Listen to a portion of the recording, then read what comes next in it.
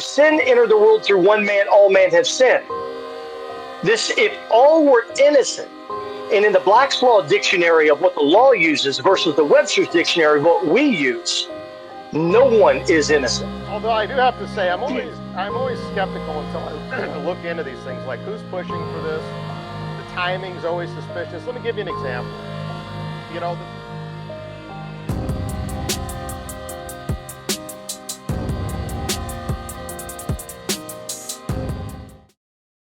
we are here live on Rumble. This is a new host panel kind of platform I want to start doing with people here that I find, across the interwebs and just across my travels across the globe here, interesting intellectual minds. I'm Christopher Ash with the My First Amendment Right podcast. You can catch us streaming live right now on Rumble. If you guys want to share that around, if you're sitting in with us now.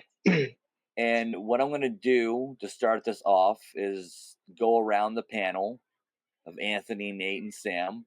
And I'm going to let these gentlemen introduce themselves. We're going to try to keep this to 90 minutes or under. So we're going to keep everything kind of short and sweet and see what we can get into today. And I'll let Anthony start it off.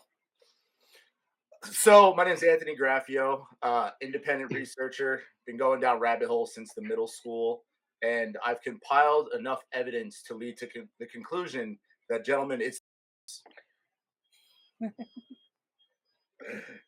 so that's why we're here today, to talk about the biggest problem that we have in our country and probably worldwide is supremacy of control. All right. And Sam, I'll have you go and follow that up. yeah, it's just like Anthony said. Supremacy is the greatest problem that we face right now. It stands in the way of literally every solution that can fix our society. There's some aspect of supremacy standing in the way. I was not always aware of this. I came to it later in life. I grew up a normal, white conservative American, all-American upbringing, little town, logging town, coal mining town, and was a traditional conservative for many years. And I have more recently in my adult years come to embrace American nationalism as a way forward to, acknowledge what America is. It's a white Christian country. And if we don't preserve that, then it will cease to be America.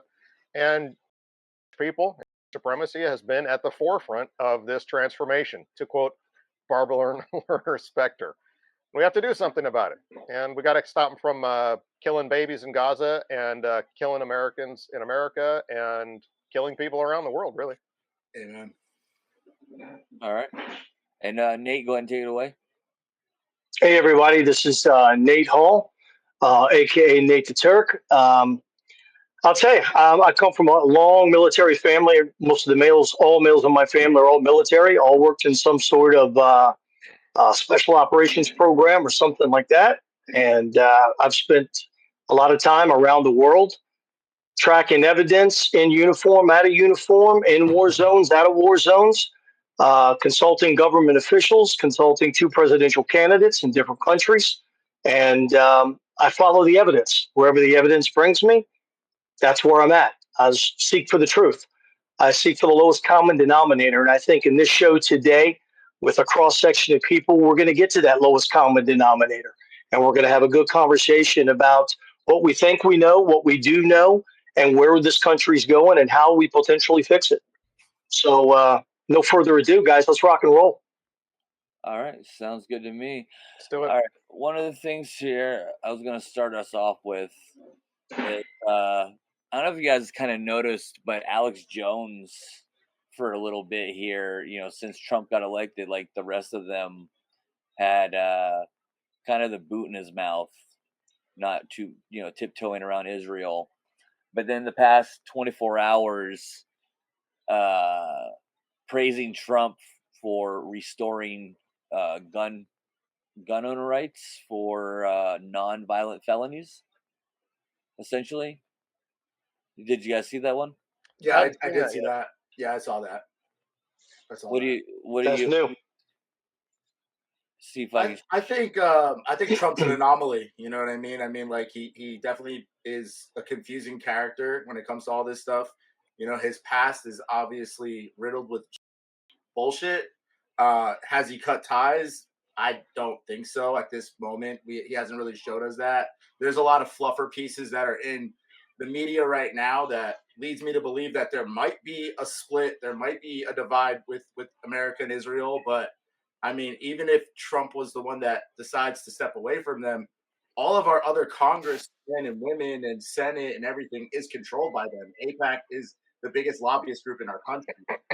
But with that being said, with that situation, with making it with this Second Amendment powerhouse, that's the Second Amendment powerhouse in my opinion. The Jews don't want that. You know what I mean? The only way that they were able to have the Bolshevik Revolution is because they disarmed everybody first. This is what I was referring to here. You guys can see this? Yeah. Nate, have you seen this? No, it's the first time I've seen it. That's very interesting because the 1968 Gun Control Act, one of the main sponsors of that bill was Emanuel Seller, the Jew who also ran through the Immigration Act of 1965 and helped usher through the Fair Housing Act of 1968 and the Civil Rights Act and Civil Rights Act of 64 and the Voting Rights Act of 65. Really at the forefront of pushing through the civil rights coup that rewrote American DNA and our foundations.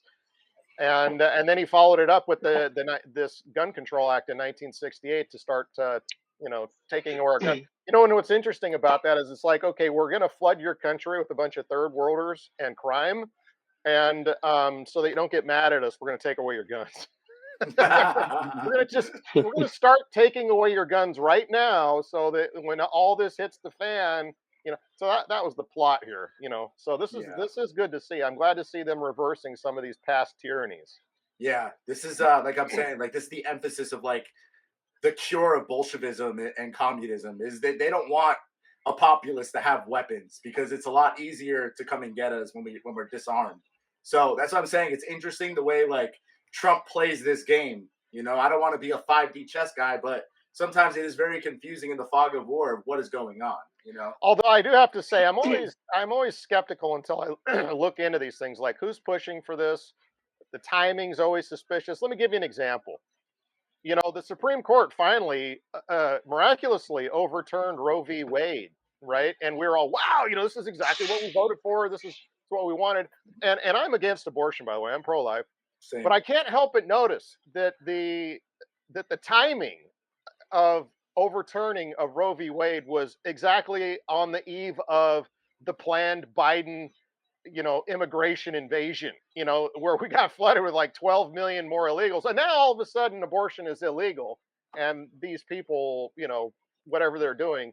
So like the timing is, I was a little suspicious for me. Is there another agenda afoot? And so I'm like, I asked myself, is there an agenda afoot here that like does benefit some Americans, but it's also meant to hurt other Americans in some way? Like, are there illegals that are nonviolent felons that are now going to be able to get guns? That's true. That's true. What's That's going a on? good point. I always question these things. I guess maybe I'm too suspicious, too conspiracy minded. No, you're right in line, Sam. No, that's on the money, man. I want to get Nate in here on this. He's been waiting patiently. No, I think Sam, you're right on point. Especially you see that already down here in South Florida. It's already, South Florida is, it's almost like in order to enter Broward County and Dade County, you need a passport. You need a second passport to enter Hialeah. I spent years in South America, and I'll tell you, all during COVID, where I spent down in South America, they were lining people up in a coordinated effort for all these refugees. They were lining them up, paying for them to cross the border. They were first sending TikTok videos recruiting. They were then telling them to go to Acapulco. When they were paid to go to Acapulco to a tourist a camp that was there, then they were shuttled. Told that we'll take a 50% deposit, coordinate with the INS and the immigration officials across the border. Once you coordinate with the immigration officials across the border and you're in, then you can pay us the remaining. That's never been done before. Yeah. Yeah, we saw how organized it was. We saw the super highway that Highest had Act- set up all the way Uh, from South America all the way up into Texas, and we know oh that my God, it was crazy. Alejandro Mayorkas was the head of Homeland Security, right? And he used to be a Well, former board member of Highest, the Hebrew He's a, Immigrant by Society, the way. and yeah, and he went down. Yeah, total went down to South America and visited down there. He saw the highest facilities down in South America, right? And everybody, you can get online, get on Twitter, and look up the highest maps and the super highway they had constructed to move these people, the United States, millions of people, and you know the gates of Toledo. Who opened the gates of Toledo? absolutely. Same I was people. down there on the tip of it. Yeah. All right, gentlemen.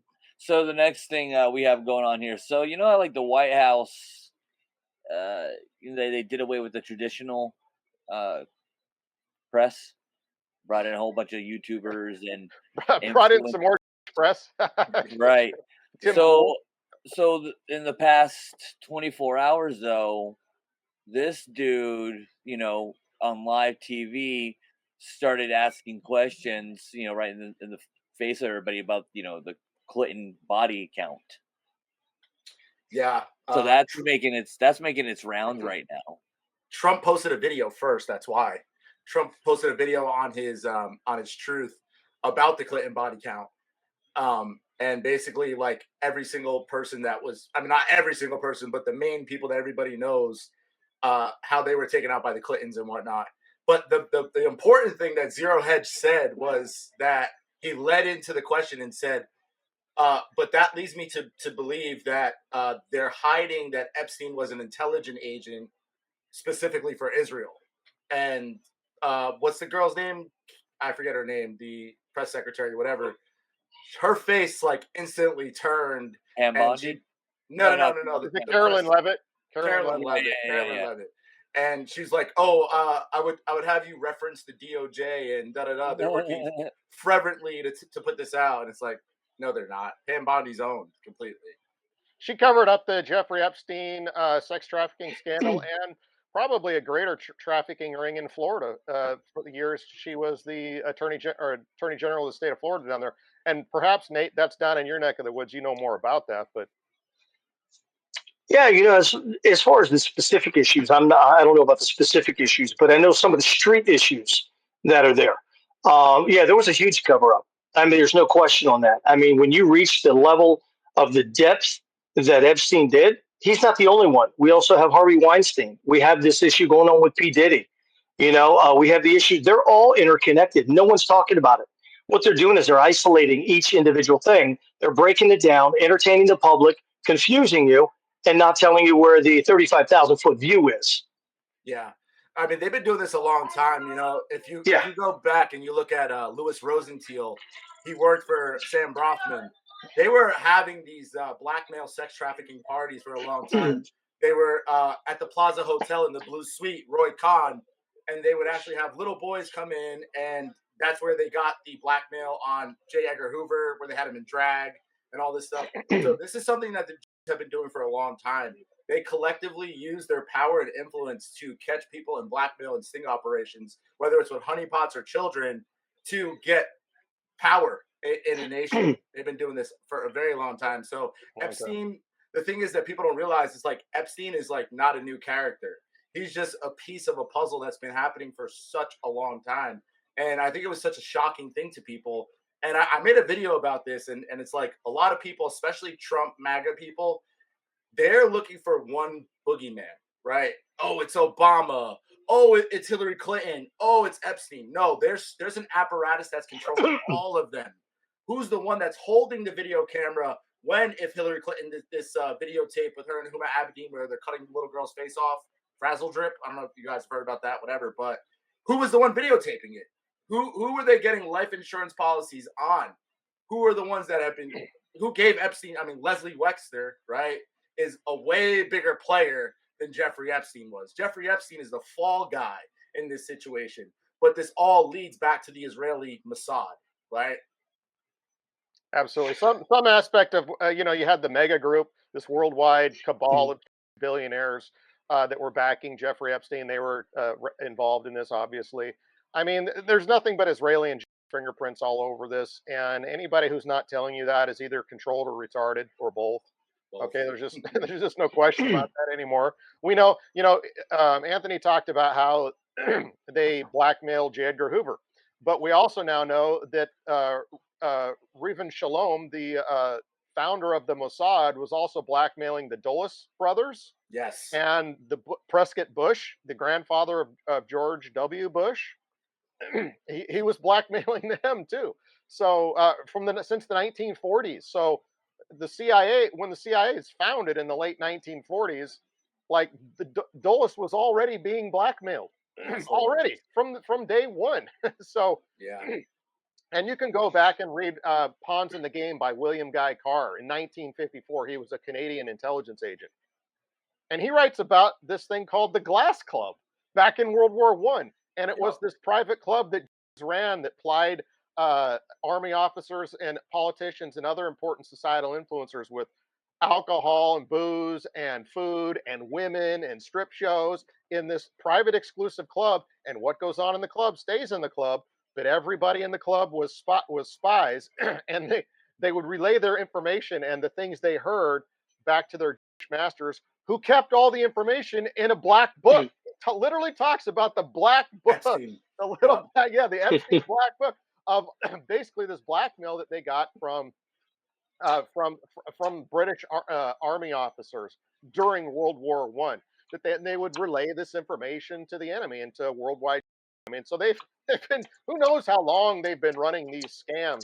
Yeah, I'll give you another example. Everybody saw Sound of Freedom a couple summers ago. You know, the Tim Ballard movie about the child sex trafficking in South America.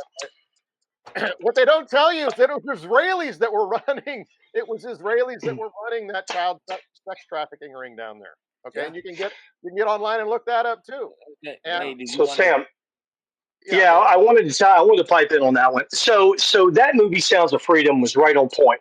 I've lived and worked in that entire region for the last 10 years. I run a nonprofit that fights against human trafficking up in the jungle and violence against women and children. I still do that to this day.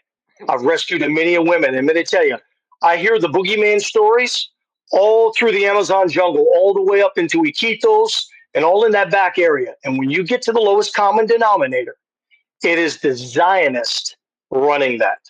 So let me be very clear. Zionists are not Jews, and Jews are not Zionists. I'm sorry, I don't. Zionism. I don't to that bullshit, Nate. I'm sorry. It's quite all right. Right now, okay. It's quite all right. Yeah. I spent years working in the theater, and I don't need any third-party endorsement. I've lived it. Sure. Yeah. Okay. I used to be the former director of security for members of the royal family of Jordan. I've been on that border. Mm-hmm. Okay. So what I'm telling you is what I've experienced hands-on. Not reading any books. That's the reason why I'm very quiet in what I'm saying, because I live it. I have family members that live it to this day. We're not saying that you don't live it, but the point we're trying to make is that it's not just Zionist. It's left to forward. There's a combination that they play back and forth. Okay, you're right. I'm not saying that one or the other, because I agree. No one should hide behind any religion for any advancement. You know, I mean, Sun Tzu, you said it 2,000 years ago, is the art of strategic maneuvering for advantageous position. And that's what they've mastered. Yes. They did create an agreement starting back when Theodore Herzl created Zionism in 1895 and then later brought it up and fostered it. And then they merged it because they were kicked out of every country. So that merging became the Nazi Party, which Nazi is actually the Northern Alliance of Germany and the Zionist movement. That was the Nazi agreement. No, Nazis are not Jews. That's ridiculous. This is nonsense. I'm sorry, Nate. That's just nonsense. Nazis, that's the Havar German National Socialist Party. We're not Jews. Okay, they were Germans, right? And yeah, they had the Havar Agreement. But why did they have the Havar Agreement? Because World Jewry launched a worldwide boycott of German goods. Judea declares war on Germany. Yes. And so the National Socialists went to another wing of Jews, Zionist Jews, and had them appeal to their brethren to, we will start sending Jews and their wealth to Palestine if you'll call off this boycott. and it only partially helped. The boycott actually lasted into like 1938 or 1939. I think it launched at the beginning of 1934 and went to 1938 or 39. Yeah. But it was a temporary alliance to basically allow, to call off this war against Germany. Didn't And Hitler dude, want to send him to yeah. Madagascar first? There were other plans, there Yeah. was a Madagascar plan, there were various other plans, but this is just nonsense. Can I just make a point real fast? Can I make a point for Nate real fast? So here's the thing, right? And I think that like this conversation is such a buzz conversation right now that people forget the most important about the whole entire conversation is the biblical aspect of who the Jews are, okay? You're talking about the people that sacrifice their babies on hot altars to Moloch, okay? Right. The same Moloch that Hillary Clinton had in her emails about she's going to go sacrifice a chicken to, okay? This is something that is in the religion, okay? It's not an anti-Semitic trope or that the blood libel thing was fake or not, okay? Saint Trent, you know what I'm talking about, right? Saint Trent? Saint Simon and Trent, yeah. Yes, of course. These are real situations that the Jews have been doing way before Theodore Herzl, okay? Yeah. Way before Adolf Hitler. Yeah. We're Zionists talking about write the Talmud. thousands of years ago. Thousands of years ago. I'm not disagreeing with you on that. You're not disagreeing? I'm not disagreeing with you on that. Okay. Because the Talmuds have been around. That is their endorsement. That's their law. Okay. Real quick here, gentlemen. Just 1 second. So we're having a vigorous debate. No, absolutely. Just for our viewers, you guys are doing great. You guys, I want to let you go, but just for our viewers, and because look, if you have a thought, somebody else has the same thought. So I'm not speaking for any of y'all, but myself and others that feel like me. We're not disputing the histories of these groups of people. I think what we're saying in modern day society is that every single person born on this earth, this is what we believe fundamentally. It doesn't matter if I want you to go off your own stereotypes or whatever you want with your own blah blah. But the moment you are born innocent. When you are coming to this world as a baby, you are innocent as fuck. So I will not condemn people all outright, saying that there's not a chance for them to be born into the group later on in life, be like, this is not the group I want to be a part of. So I'm not going to say like, oh, because you were born a Jew or you were born into brainwashed Zionist indoctrination thinking that just like a drug addict, just like somebody who drunk drive, killed somebody who made a mistake in life, who came to the realization and came to the other side, I will never not extend my hand for somebody who is genuine. I respect that. Absolutely. Yeah. There's Messianic Jews. There's Messianic Jews that came to Christ. I guess look, and I get it. Actually, I don't accept that. You don't accept it? And I'll tell you the reason why. Because the scriptures, I'll tell you the reason why. Because the scripture says, for sin entered the world through one man, all men have sinned. This, if all were innocent, and in the Black's Law dictionary of what the law uses versus the Webster's dictionary of what we use, no one is innocent. Okay, sure. They are not guilty or guilty, but no one is innocent. But we have, and this is that's the theological. We're all born with the same slate, though, right? We have Jesus Christ to repent to. We're all still born with the same slate, then, though, right? Yeah, we're all born exactly. We're all born sinners, destined for hell. We're all born into sin, and it's on us to find our way. Well, we begin to sin, but you were correct, Christopher. When you're first born into the world, you're born as a baby. You are innocent. Okay, you are. You haven't committed any sins. You haven't done anything wrong. You're not accountable before God. Okay, right? For any type. Not until 12 years old. And that's a theological difference. In my religion, we believe accountability starts at the age of 8. Other people believe different things, but. But the point is a freshly born baby hasn't done anything wrong, hasn't committed any sin, doesn't have any accountability or self-awareness. Like, I think it's a gross mischaracterization to call that infant, guilty of something. They're not guilty of anything. But we look at the Jews in the Talmud, and what are they talking about today? Every person in Gaza is guilty. That's what Israel, many of the leaders of Israel are saying. Many of these saying, and they're saying that even the babies, I posted it, I actually posted Michelle, it today. Whatever said it, we have to kill all of the children It's the only way. That's what they're saying, because they're guilty too, and that's a Jewish way of thinking. That's supremacy that comes from the Talmud, where And I look at that. That's the mentality of a serial killer. well, absolutely, but it comes out of the Talmud. This is they born are. from the Talmud and Jewish I supremacy. mean, Just look at the evidence. Nothing else. I don't worry about the religion, but that's the mentality of a serial killer. No question. They do that a long time. But here, let me interject here for 1 second. Yeah, absolutely. Take it away. I think the most important thing for any that's listening to this, if you're sneaking into the conversation or whatever, I think the most important thing and the number one thing that you could do is repent and seek Jesus Christ, because he's the only thing that is going to absolve you of the sins that you live in this world. And it's not that you guys are even connected to the filth that the top of the snake is connected to, because there's a lot of just regular Jewish people that just live in America that on Hanukkah they put up a menorah, they don't actually go to shul, they're not actually practicing Shabbat, right? They're not actually most of them don't even know what the Talmud is. Those Jews, now the problem with them, I'm gonna tell you what it is they have such a pride of being Jewish, though, because they were told they were born Jewish, that they want to tie themselves to the atrocities of the Israeli government and the Talmud and all these other things. I was born a Roman Catholic. When I found out about the Pope and I found out about what the Vatican does, guess what? I ain't a Roman Catholic no more. Okay? I could be a Christian and I could say that this is filth, this is a problem, and I don't agree with it. And I feel like the Jews could do the same. What's up? I think that's what Israel's going through right now. It's, you remember our 9/11 and seeing that as kids, and that was like the first time you start questioning everything because of what you're being told and what you're seeing with your own two eyes. You're like, no, like that buildings just don't fall because other buildings fall. Like, I'm not fucking retarded. So like Israel, I think Israel living right next to this genocide, there is an awakening among them, because because I've been to Tel Aviv. I have friends from my past industry that own some of these studios, and I've sat down with them and had heart-to-heart conversations about them and their families and their children. And at the start of all this, and I was still firmly against, it's David versus Goliath.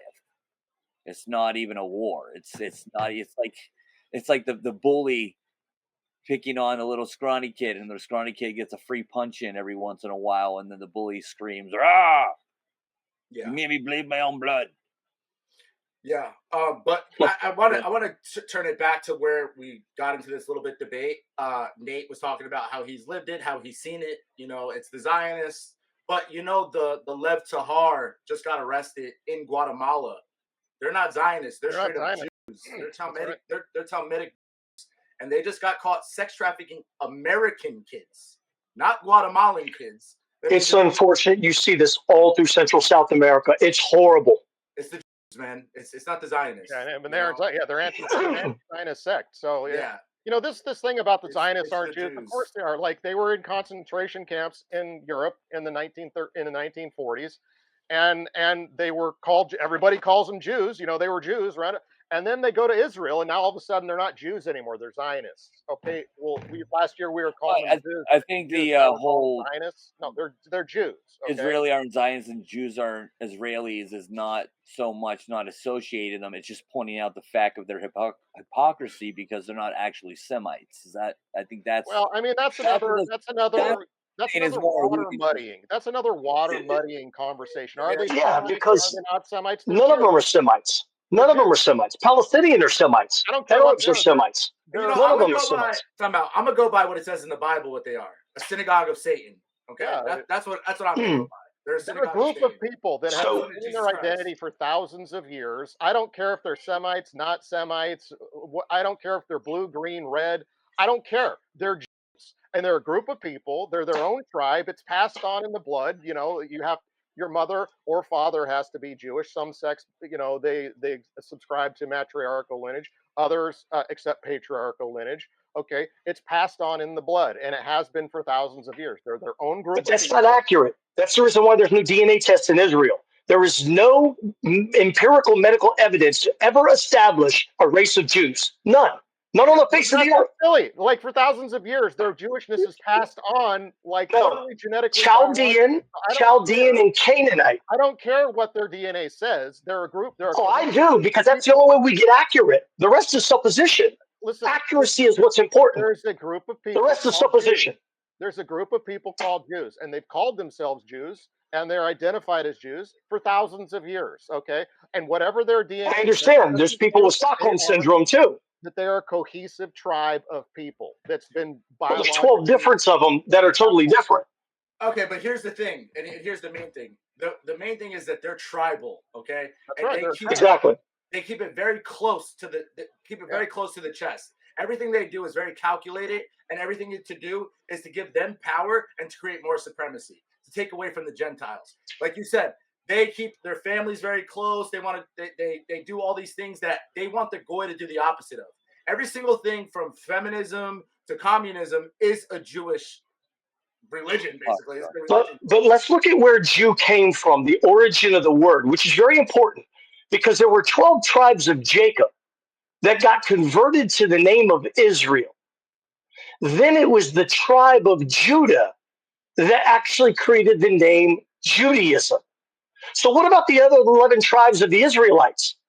And where DNA is important is when we go back to empirical medical evidence. When you look at that, it goes back to Canaanites. Now, to further establish what you were saying, Anthony, understanding the medical DNA going back to Canaanite and Chaldean establishes the synagogue of Satan.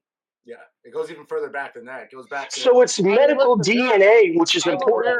All of these issues, and there's disagreement on all of what you just said, by the way, amongst various people. You can find 12 different positions on everything you just claimed, Nate. But here's the point. I will look at the science and the evidence. It doesn't change that there's a group of people right now in 2025 called Jews that are censoring our speech on the internet, that are occupying our government, that are keeping not disagreeing with you, flooding us, that are bombing kids in Gaza, that are operating through worldwide networks like Chabad, Lubavitch, and Likud, and these other and Halal, and these other international organizations. But Orthodox Jews are being bombed as well. What's that? So let's look at the reality. Even the Zionists so let's take it all of the group, which is the Ashkenazi, which runs every single one of the administration of Israel right now, has no lineage to Israel whatsoever. As a matter of fact, not only where their lineage comes from, they're a problem. But if you want to be accurate, you need to care. Because just throwing shit up against the wall doesn't help anybody. That's where we need to dissect and get into it. That's all. Censor the internet? Yes. Hold on.